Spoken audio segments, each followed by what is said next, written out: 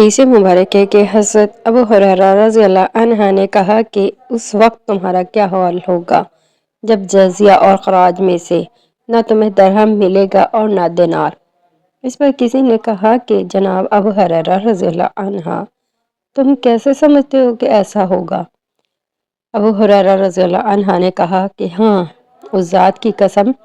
جس کے ہاتھ میں ابو ہریرہ کی جان ہے، یہ صادق و مصدق کا فرمان ہے۔ لوگوں نے پوچھا تھا کہ یہ کیسے ہو جائے گا، تو آپ نے فرمایا جب کہ اللہ اور اس کے رسول کا عہد اسلامی حکومت غیر مسلموں سے ان کی جان و مال کی حفاظت کے بارے میں توڑا جانے لگے تو اللہ تعالیٰ بھی ذمیوں کے دلوں کو سخت کر دے گا اور وہ جزیہ دینا بند کر دیں گے بلکہ لڑنے کو مستعد ہوں گے۔ ایک اور حدیث مبارک ہے کہ میں نے ابو اوائل سے پوچھا، کیا آپ صفین کی جنگ میں موجود تھے؟ انہوں نے بیان کیا کہ ہاں میں تھا، اور میں نے سہل بن حنیف رضی اللہ عنہ کو یہ کہتے سنا تھا کہ تم لوگ اپنی رائے کو غلط سمجھو جو آپس میں لڑتے مرتے ہو۔ میں نے اپنے تعین دیکھا جس دن